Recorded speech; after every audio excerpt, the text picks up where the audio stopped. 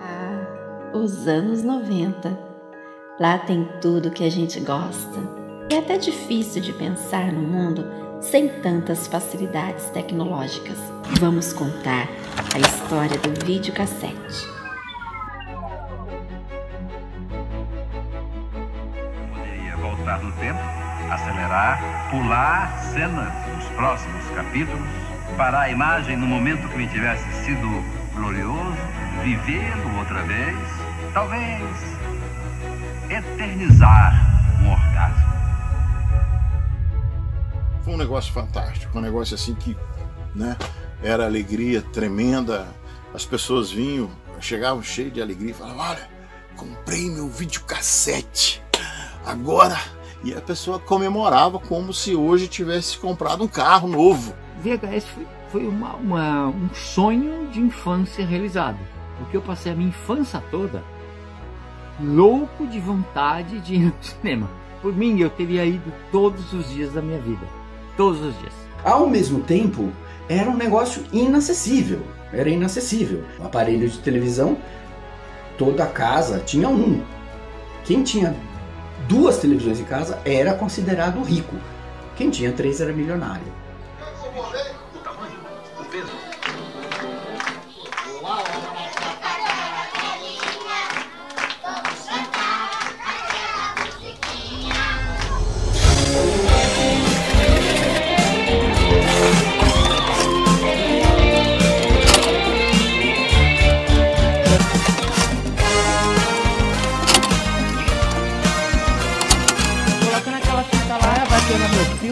Caramba, eu tô bem na fita. Qual é da fita aí?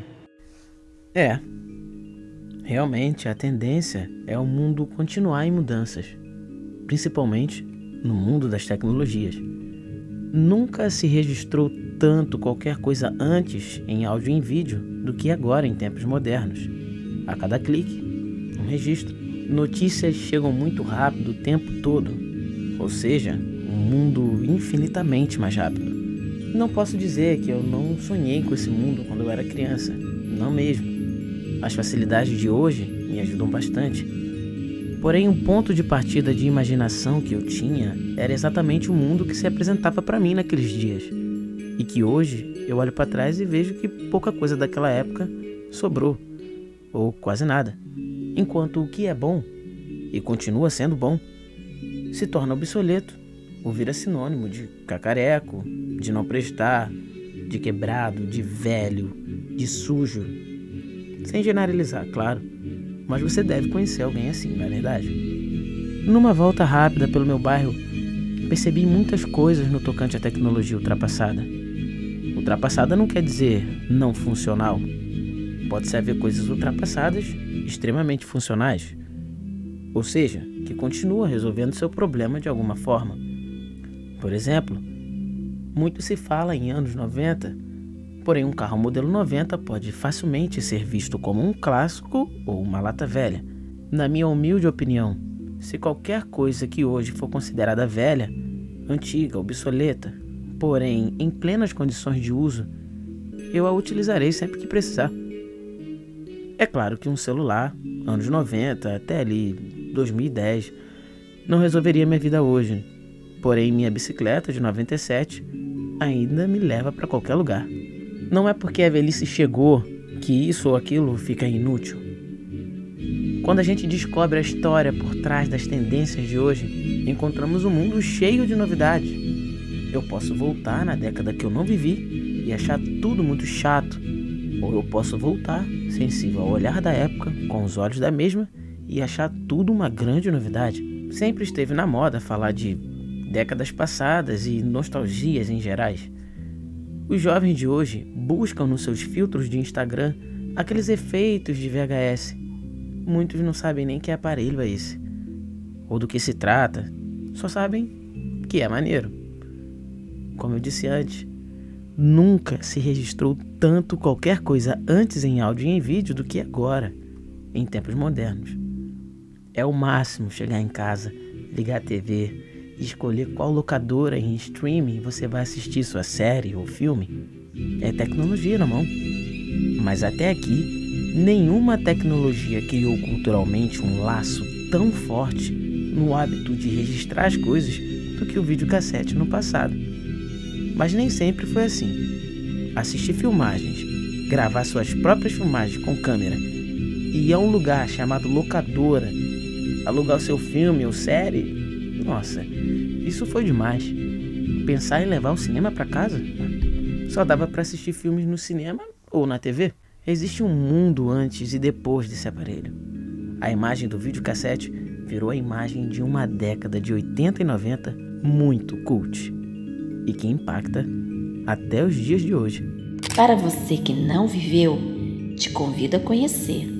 E para você que viveu, te recomendo a passear por lá e relembrar, porque é exatamente nos anos 90, no Brasil, que vai dominar uma das maiores novidades tecnológicas desse período, que influenciou e criou uma nova tendência cultural. Mas temos que primeiro voltar para o ano de 1971.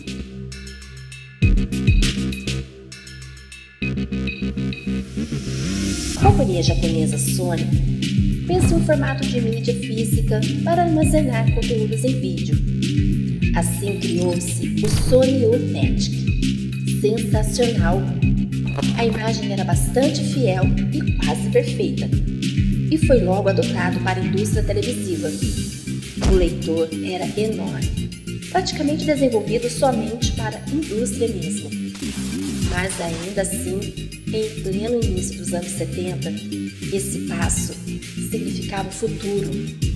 Um ano depois, a Philips lança o Philips VCR N1500, que acabou virando o nome mesmo. VCR quer dizer Video Cassette Recorder, o dito leitor de videocassete. Era assim que chamavam antes esses aparelhos.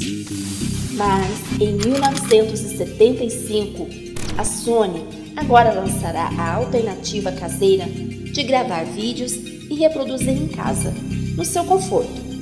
É o Betamax SL6300. A tecnologia na mão do consumidor final. Um verdadeiro cinema em casa. A palavra beta é um termo de gravação dos sinais da fita e como se comportam. E Max é mais para dar a ideia de grandeza, alta qualidade de imagem e cerca de 1 hora de gravação.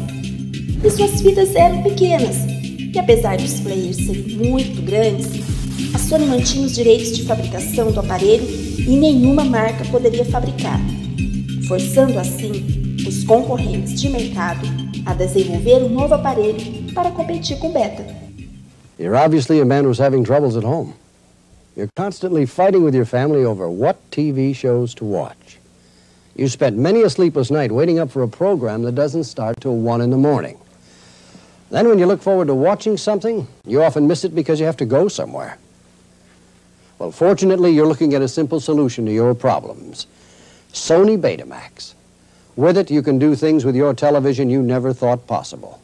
Let's say, for example, the 7th game of the basketball playoffs is on, or some other terrific show that you not only want to watch, but record, so you can watch it whenever you want. With Betamax, it's as easy as 1, 2, 3. First, put the video cassette in. Then select the channel that you want, and then press record. Playing something back is even easier. Just put the cassette in, press this, and you're in business. Let's take another situation. Say the networks are playing the ratings game and showing 2 terrific shows on the same night at the same time, and you can't decide which one to watch. With Betamax, you don't have to. You can actually record one show while you watch the other. All you have to do is select the channel you want to record, press this button, set this, and then sit back and enjoy whichever show you want, while Betamax records the other one.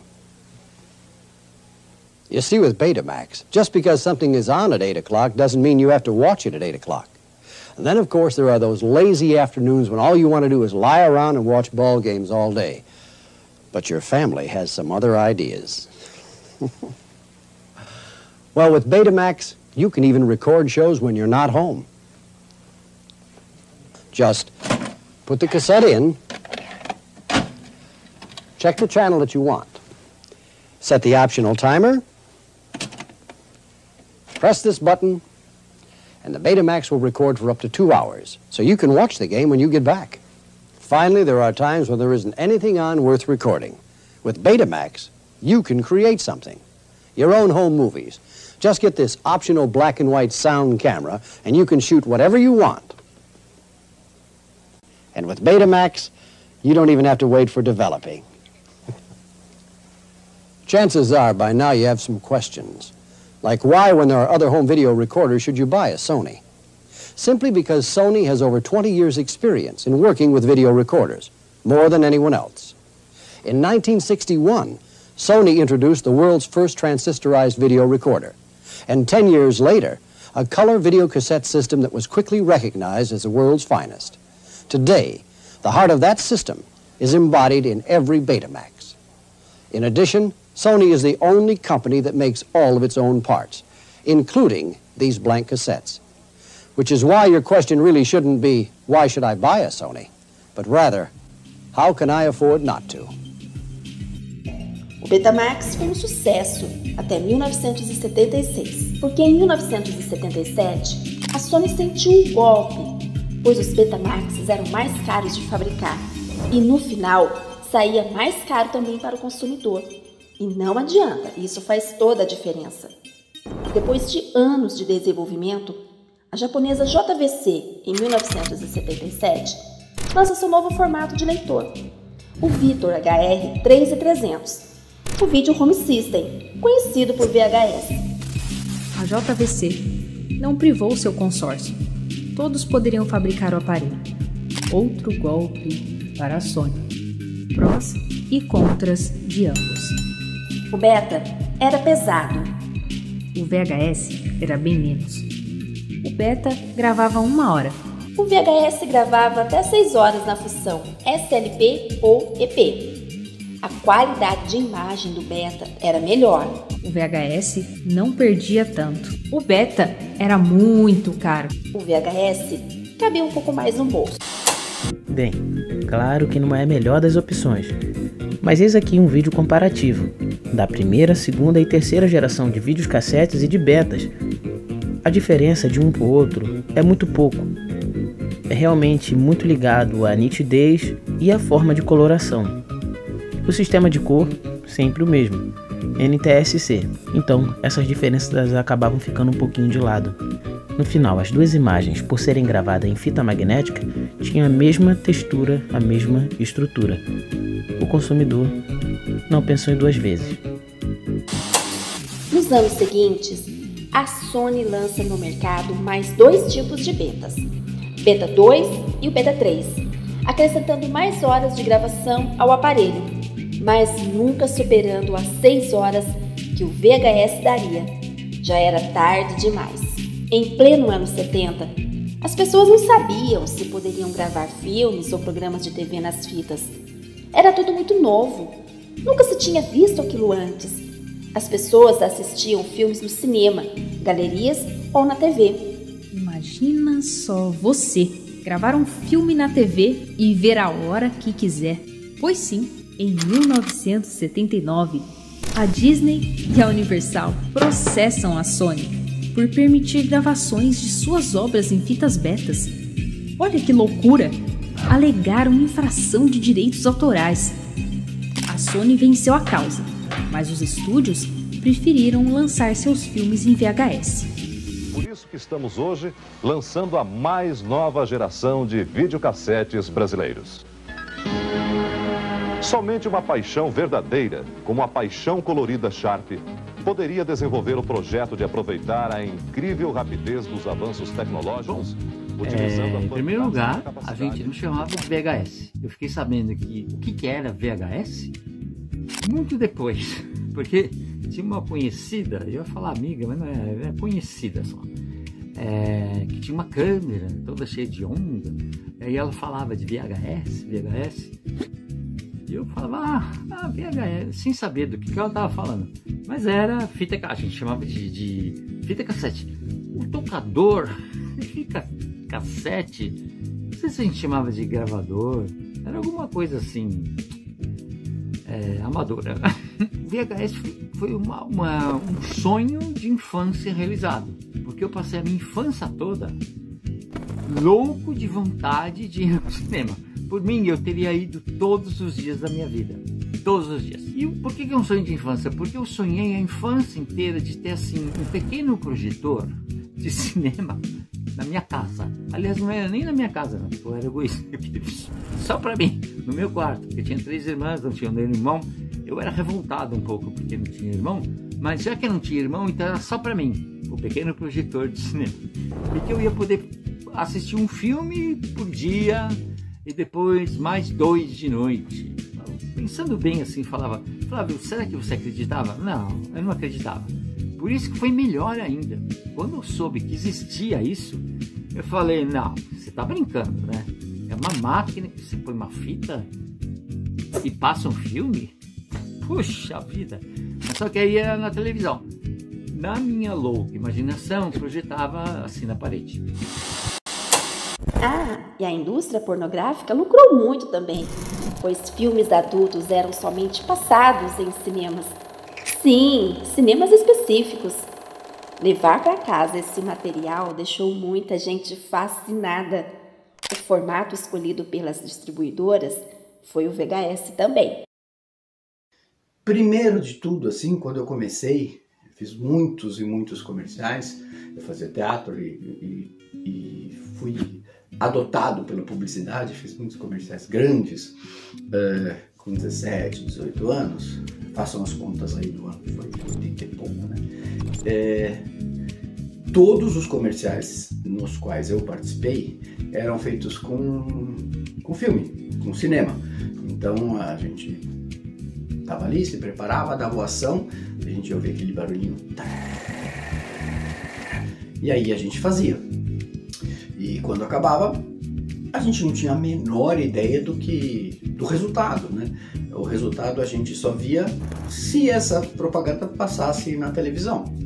Era como a gente via a nossa atuação, né? E tinha uma profissão nova, né? Que era o operador de vídeo, porque a fita não cabia na câmera, como a gente viu, né, atualmente, que se abre, bota a fitinha na câmera e sai gravando. A câmera era grande e tinha um cabo, e era só a câmera, tinha um cabo, e esse cabo ligava com um aparelho de videocassete próprio para isso, enorme. E então o câmera ficava aqui e tinha o operador de vídeo que ficava segurando o videocassete com uma correia, e aí o diretor falava: luz, vídeo. Aí quando dava o vídeo, o cara do vídeo dava o play rec. Aí ele falava: vídeo ligado. Aí ele dava ação e a gente fazia. E pra gente foi uma experiência muito maluca, que pros atores, porque a gente podia errar, né? De uma maneira mais tranquila, porque no filme a gente ficava desesperado, porque aqueles filmes, a película era muito cara, tal. No vídeo você só passava por cima e fazia, né? E eu nunca vou esquecer de um dia que eu estava fazendo uma propaganda e aí o diretor, que era um uruguaio, falou: ah, vem cá ver como ficou. Como ver? Como ficou? Ele falou: não, vem ver.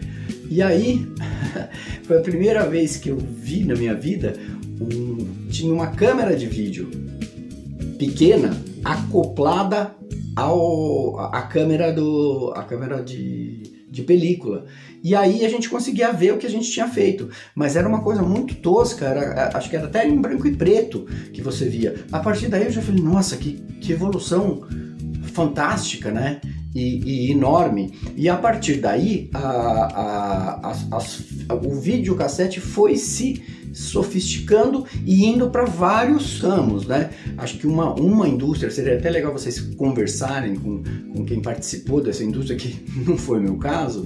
A indústria pornográfica explodiu, porque os vídeos pornográficos, eles eram feitos em película, então eram filmes com história, não sei o que. E aí os americanos, que são muito espertos, né, que pensam sempre no marketing, acho que fizeram pesquisas assim, e as pessoas não estavam interessadas na história do filme pornográfico, eles queriam ver a pornografia em si.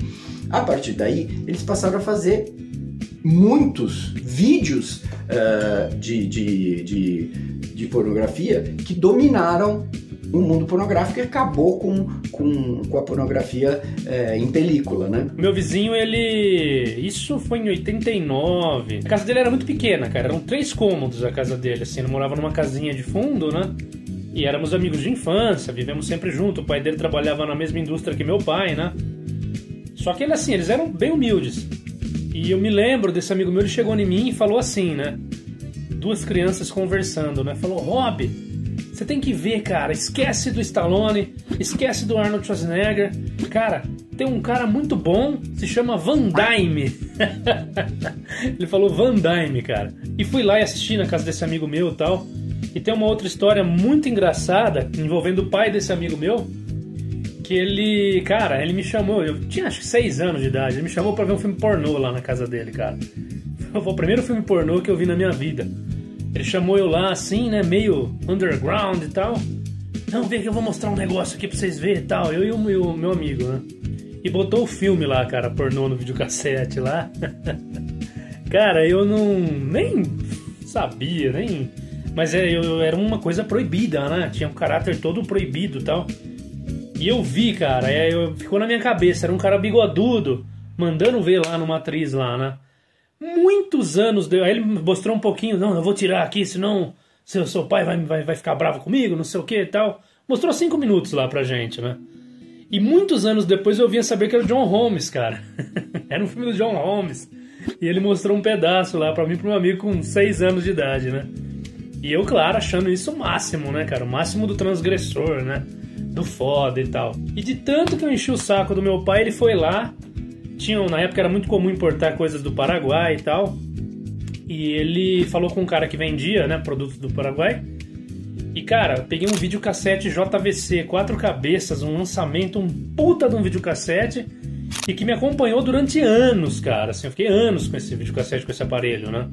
Era muito bom esse videocassete, muito bom mesmo. Era algo assim à frente do tempo, cara.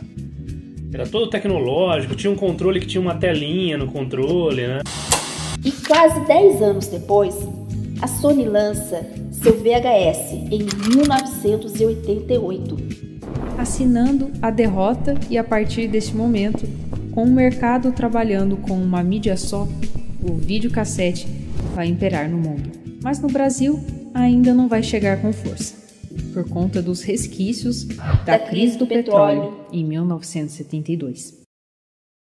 O petróleo aconteceu em outubro de 73. E deu uma rasteira no modelo brasileiro de desenvolvimento. O petróleo era quase que de graça, era mais barato que água mineral. Nós importávamos 80% do petróleo que consumíamos. Porque nós não tínhamos petróleo, tínhamos que importar mais e os nossos produtos não valiam muito. Porque nós não tínhamos condições de pagar a importação. Sem importação, você não produz nada. Foi um tremendo choque. O Brasil entrou numa tremenda crise. Praticamente quebrou, né? O balanço de pagamentos é um resumo de tudo aquilo que o Brasil vende para o mundo exportando e o que ele compra do mundo importando. Os países todos restringiram as importações, fizeram uma recessão interna para poder administrar o problema. O Brasil não fez isso, não dava. Em vez de recessão, o Brasil preferiu se endividar. Por causa da crise do petróleo, a América Latina toda se endividou. Além da dívida, do balanço de pagamentos e da queda do PIB, chegava ainda outra praga, a inflação ascendente. Era o início da crise da dívida externa, que se estenderia por muitos anos. A percepção era que a partir de 1984 tudo voltaria ao normal e não voltou. O Brasil entrou em default em 82. Ficou tecnicamente em default de 82 até 93. O que quer dizer isso? Evidentemente, se eu fosse dar dinheiro para o Brasil pós-default, fala, bom, se já não pagou fulano, por que vai pagar a mim?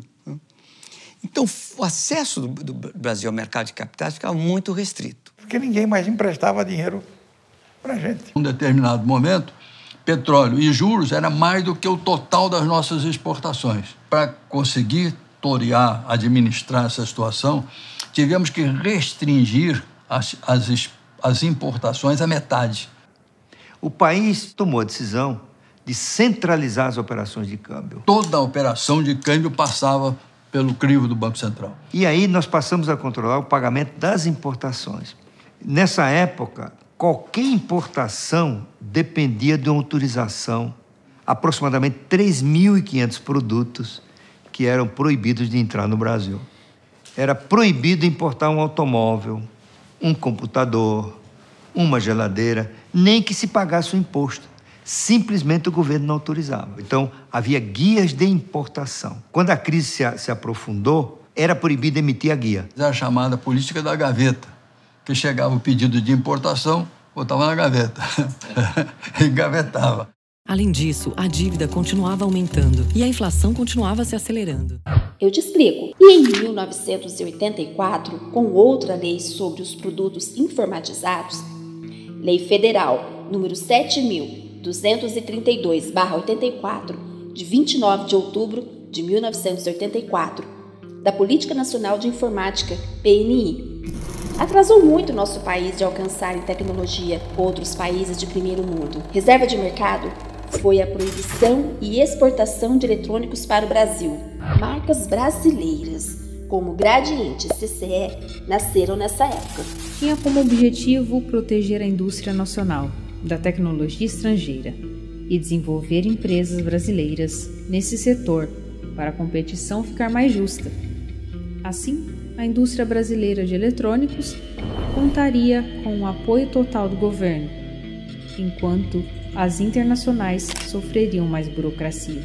Restringir ou proibir em alguns momentos a indústria estrangeira no mercado nacional através de uma reserva de mercado, além de uma licença de importação, você estaria proibido de importar eletrônicos do exterior.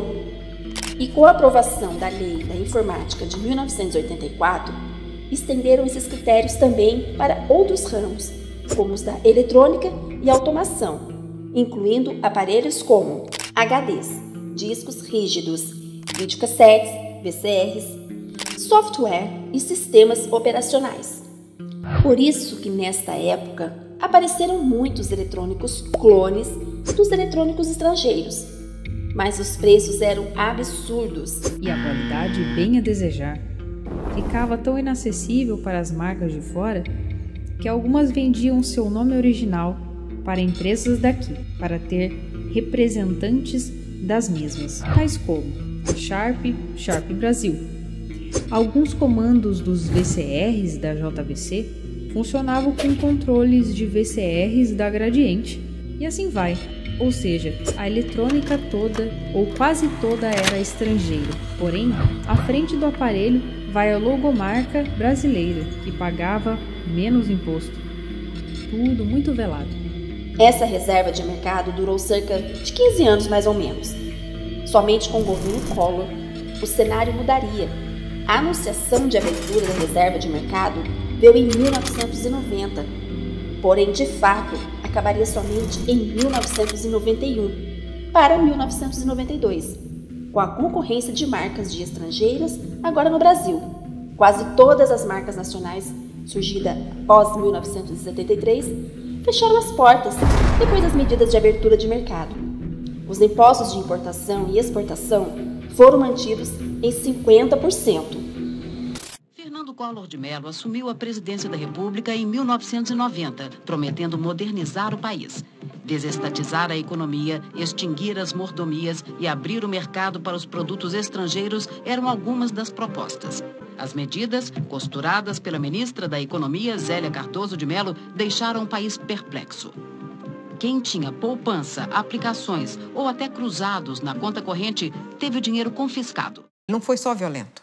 Ele desorganizou a vida monetária nacional. As pessoas os bancos não sabiam o que fazer, as regras não chegavam, mudavam todo dia a portaria. Estava cheio de erros, as tabelas, os números. Era uma confusão. A abertura comercial, houve a abertura financeira. Abertura da economia, um início de um programa de privatização. Teve um ajuste fiscal monumental. Havia uma lista com mais de 3.000 produtos cuja importação era proibida. Entregamos o governo ao presidente Collor com apenas 500 itens que eram proibidos de serem importados. E de uma hora para outra, as lojas começaram a se encher de máquina fotográfica, computador, geladeira, produto importado, eletrônico, som. O Plano Collor derrubou a inflação, mas o preço foi alto. O PIB caiu mais de 4%.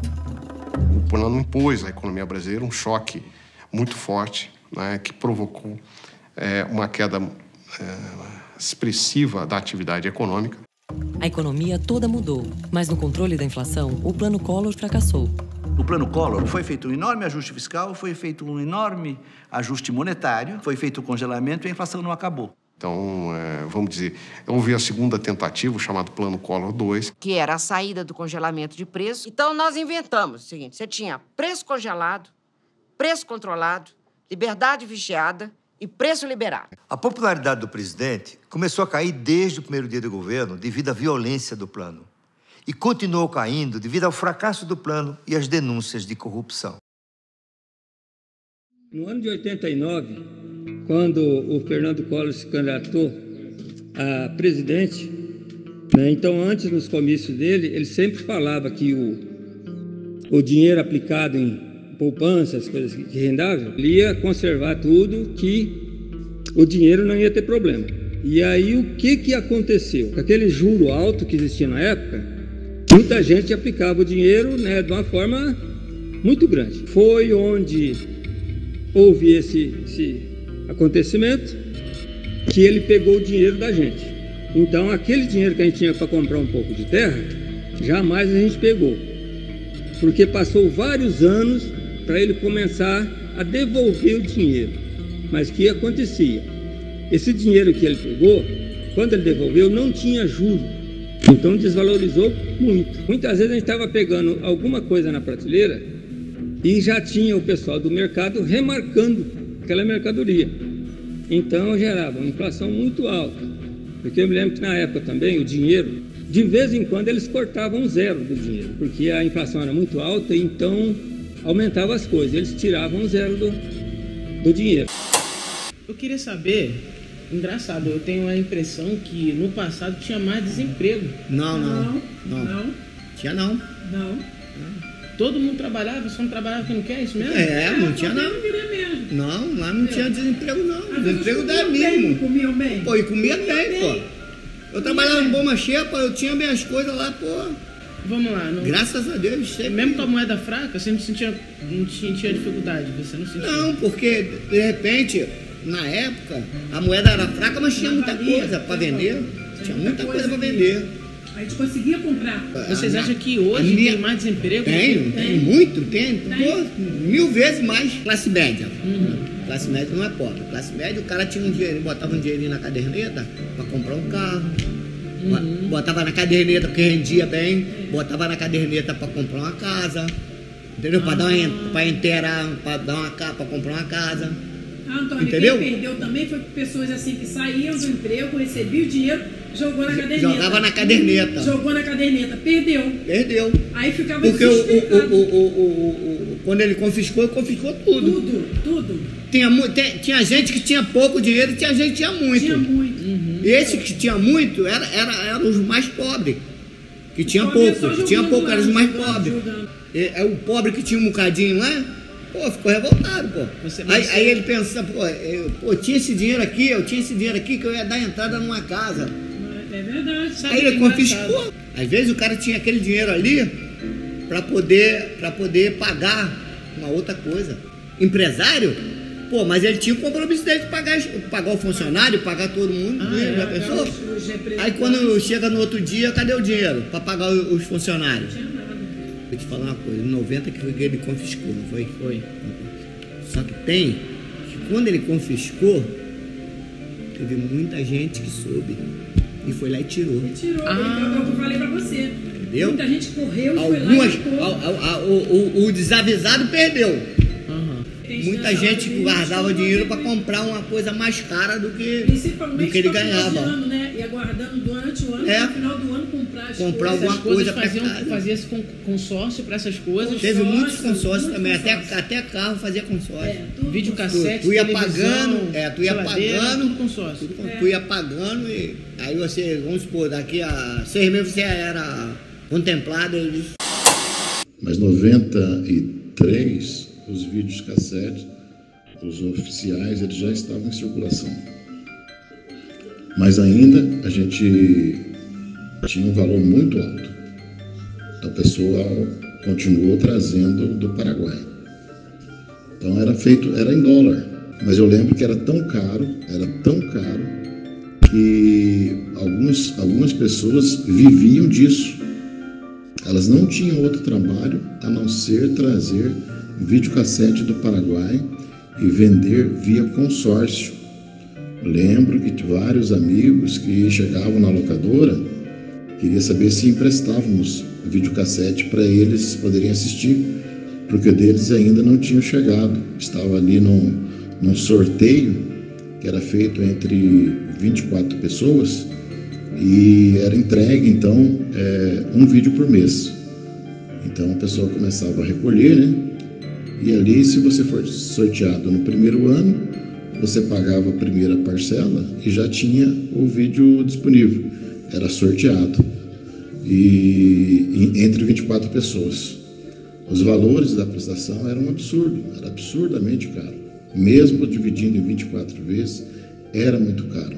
O valor que eles traziam de lá era em dólar, então não sei exatamente precisar quanto que valeria um videocassete naqueles dias aplicado ao dinheiro de hoje.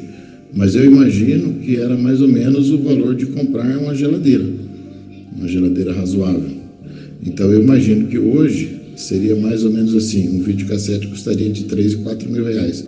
Era feito o consórcio e cada mês o vendedor, né, ele sorteava um para entregar o videocassete.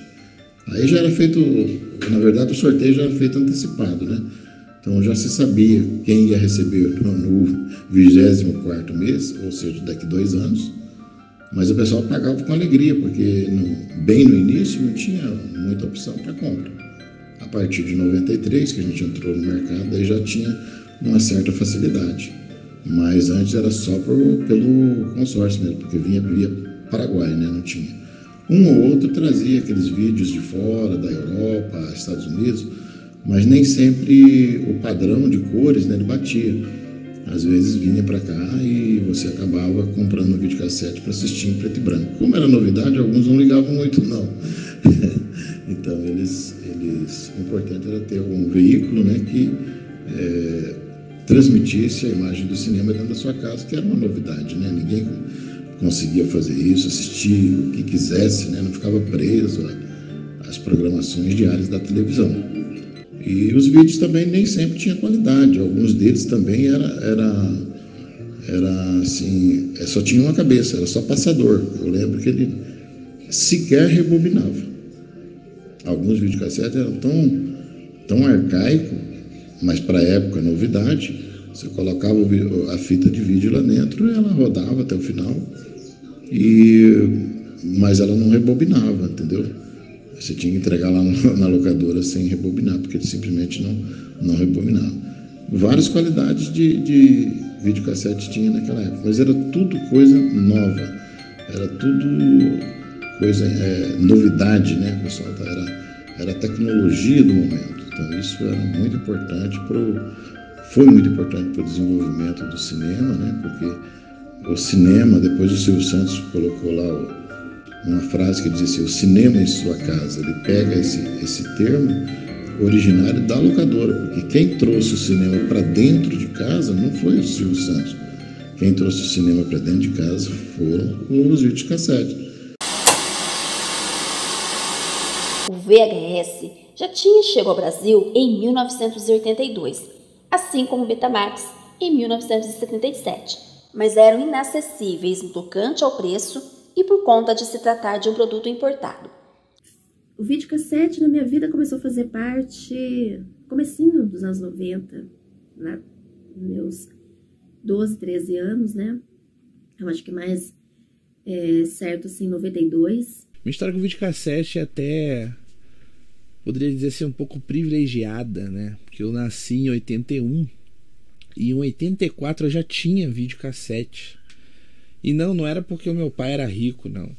Meu pai trabalhava na Varig. Eu acho que o meu primeiro contato com o audiovisual pode ser tido como aquelas gravações caseiras, né, que estavam bem na moda, bem alta nos anos 90. Então, pode-se dizer que o meu primeiro contato com fita VHS mesmo foi com gravações caseiras que a minha família fazia lá em casa. Fazia de bobeira às vezes, gravava aniversários, apresentações na escola, enfim. Enfim, eu diria que meu primeiro contato foi com esse tipo de material. E que para a época era um diferencial muito grande. Em 1981, acho que foi 81 ou 82, acho que foi 82, estreou a minha primeira peça de teatro que foi encenada num palco, com público, etc. E eu, por acaso, dirigi também, e foi meu pai que produziu, meu pai e minha mãe, né? Foi mais o meu pai, ele era mais animado que a minha mãe. Era com o papel na mão, mas eles fizeram assim a movimentação, a ação, né, do que acontecia na peça. Então, eles praticamente fizeram a peça ali na frente da gente, né? Então, foi super legal, e aí eles ficaram emocionados e resolveram produzir a minha peça. Porque tinha uma cena que o menino assistia televisão, e aí ele assistia coisas terríveis, e na verdade era um pesadelo que ele estava tendo, porque falava, tá vendo, criança vê coisa na televisão. E aí meu pai resolveu comprar um gravador, um passador de fita cassete para peça. Então, mas foi assim um investimento, porque era muito caro, era uma coisa que realmente era mais para rico, sabe? Era uma coisa mais para rico. O aparelho em si chegou à minha casa, foi em setembro de 91. Ainda tenho aqui a nota fiscal guardada. Foi um modelo Samsung 1260, a referência dele.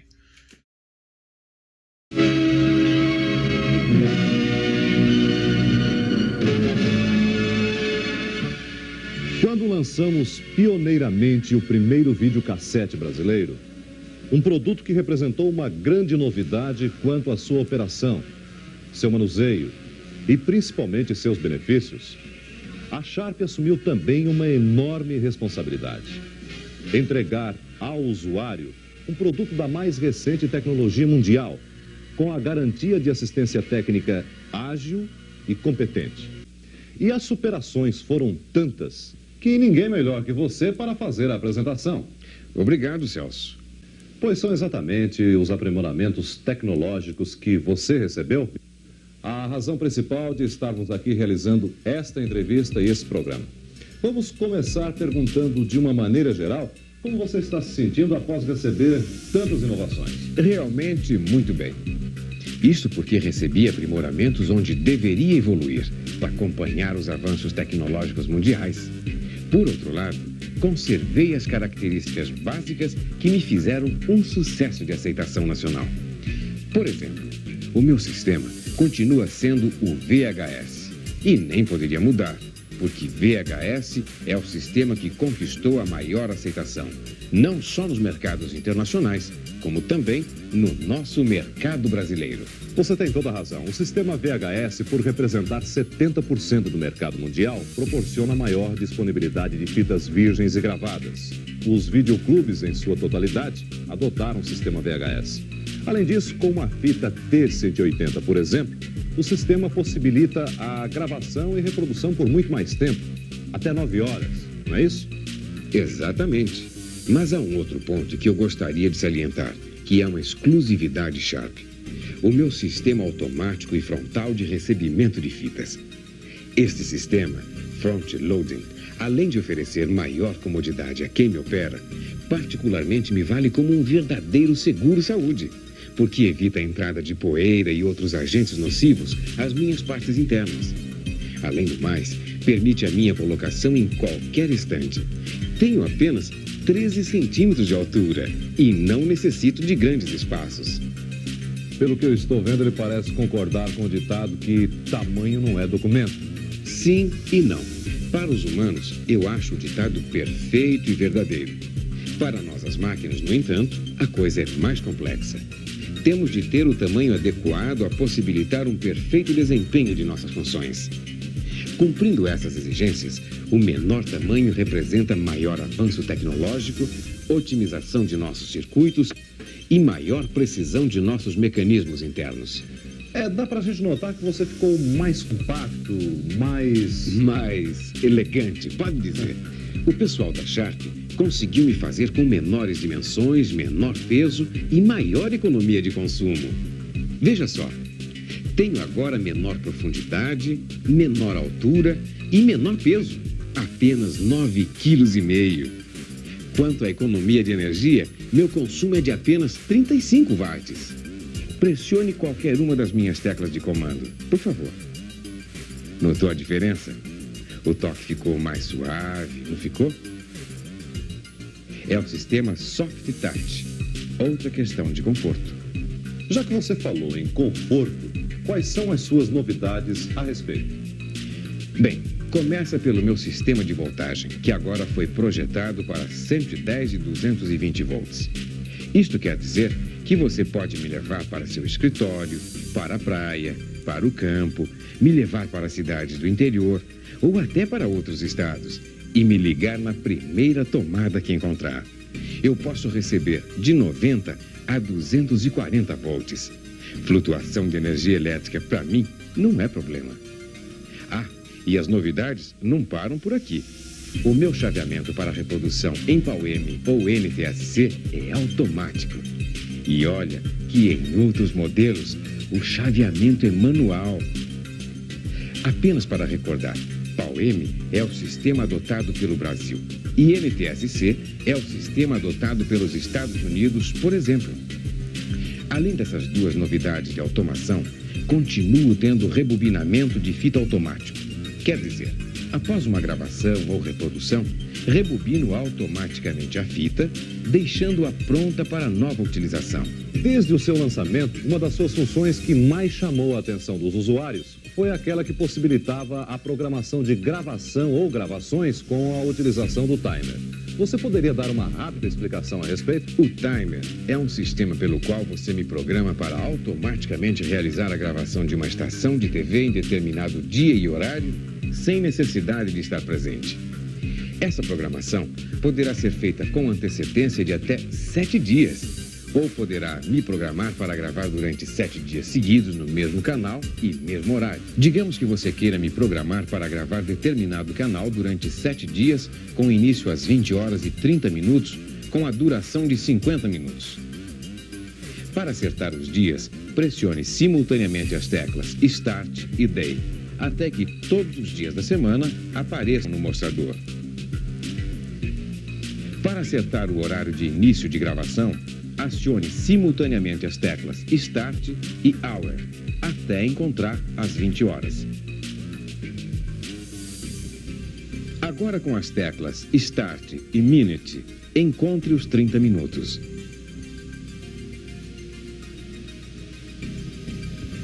Resta agora ajustar por quanto tempo devo gravar. Pressione as teclas Length e Hour, até encontrar 0 hora.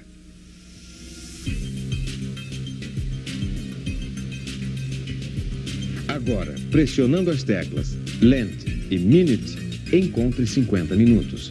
Ainda falta registrar o canal a ser gravado. Digamos que seja o canal 2, por exemplo. É só pressionar a tecla correspondente no seletor. Determine agora a velocidade de gravação, SP, LP ou EP, para 2, 4 ou 6 horas, respectivamente. O seletor TV-VTR deve ser colocado na posição VTR e o seletor de gravação na posição Tanner. Coloque a fita, acione a tecla Timer, deixando-a na posição On, e me desligue. No momento programado, me ligarei, gravarei e me desligarei automaticamente. Eu notei que agora você tem uma velocidade a mais de gravação. Perfeito. Nesse ponto eu também fui aprimorado. Agora posso gravar em 3 velocidades. Além da SP 2 horas e EP 6 horas que você já conhecia, gravo também na velocidade LP para possibilitar a duração da fita por 4 horas. É claro que esses tempos de duração com a utilização da fita mais comum, que é a T120. Você só deve se preocupar com a velocidade da fita no momento da gravação, porque na reprodução eu determino automaticamente a velocidade correta. Quando você fala em velocidade correta, me ocorre uma outra dúvida. Quanto à maneira correta de operar ou manusear seus comandos. Deve haver uma sequência lógica e correta de operação que não lhe cause nenhum dano. Agradeço muito a sua preocupação, mas felizmente eu sou a prova de erros operacionais. Internamente, tem um microcomputador que comanda eletronicamente as sequências corretas de operação. É por isso que você não precisa desligar um comando para acionar outro.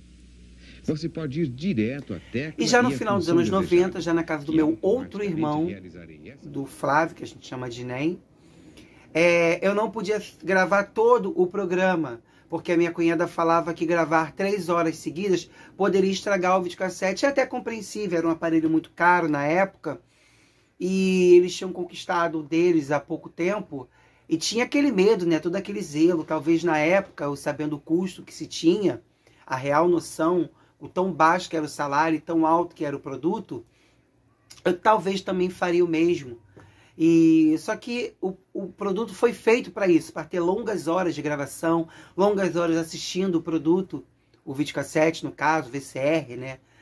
Como cientificamente as pessoas falam. Então, na casa desse meu outro irmão, eu podia gravar, mas não podia gravar tudo. Eu gravava a abertura, alguma coisinha e o encerramento do programa. Aí eu fui comprar o meu primeiro videocassete, eu acho que de segunda mão, de um primo meu, chamado Ricardo.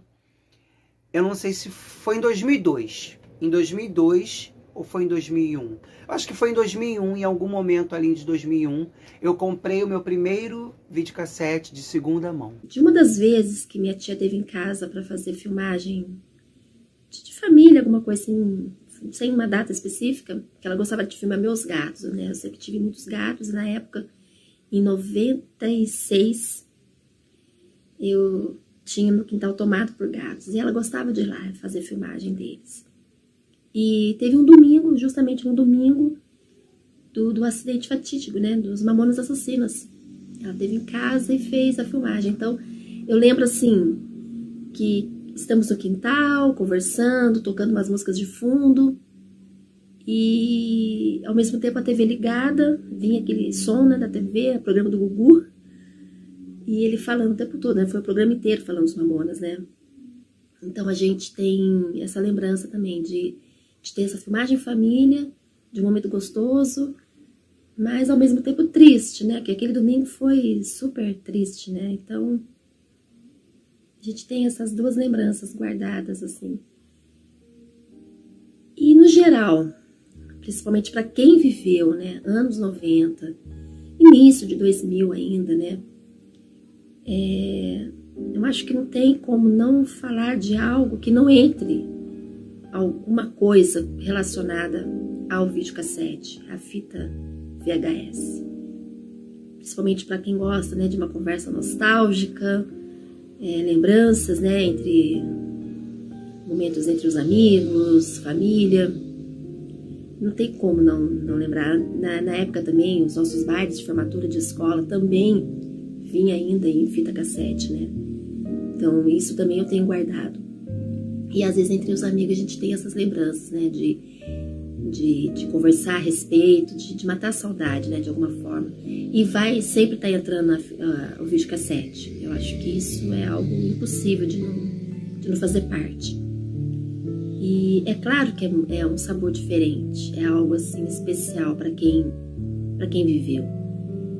E para os que vieram depois e que tiveram, né, a curiosidade, né, de saber, ou até mesmo teve a oportunidade de conhecer o aparelho e descobrir, né, como que era toda essa tecnologia da época, né, eu acredito que sinta um pouquinho do que a gente sentia, do que a gente viveu, e que é algo assim que vai ser para sempre marcante na nossa vida. Eu tenho certeza que a pessoa também que vem depois aí de outra geração sente um pouquinho disso, mas nada se compara a nós que vivemos isso mesmo, que foi gostoso em todos os sentidos, né? Tudo a gente podia ter filmado, gravado e guardado. E eu queria muito ainda ter um videocassete em casa, alguma coisa que eu tivesse ainda em fita cassete. Se eu descobri lá guardadinho na casa da minha mãe, eu queria ter a oportunidade de ter comigo e de vez em quando matar a saudade. É igual um videogame Atari, igual um aparelho de toca-disco para tocar o famoso bolachão. É tudo muito... tem um sabor diferente. É muito gostoso. E é isso. Eu tive essa oportunidade. Eu vim dessa geração e faço parte. E com muito orgulho. E sempre carregando boas lembranças, bons momentos. Obrigada pela oportunidade de estar aqui registrando essas minhas lembranças.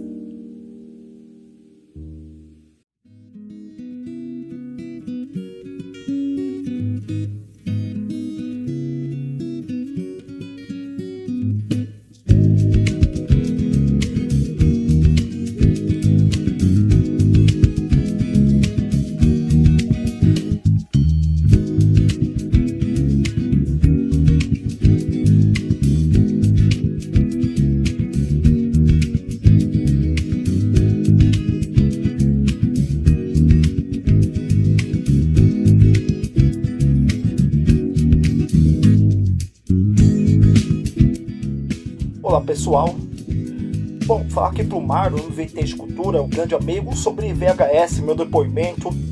Eu já gravava muito desenho, muita série, muitos chaves da televisão, e depois eu conheci meu grande amigo Paulo, onde comecei a gravar também filmes, até de 2 videocassetes, né, e colecionar filmes, mas filmes VHS, vários filmes. E eu posso pegar, hoje eu voltei a colecionar VHS, eu dei uma parada e voltei, porque muitos filmes não existem em DVD.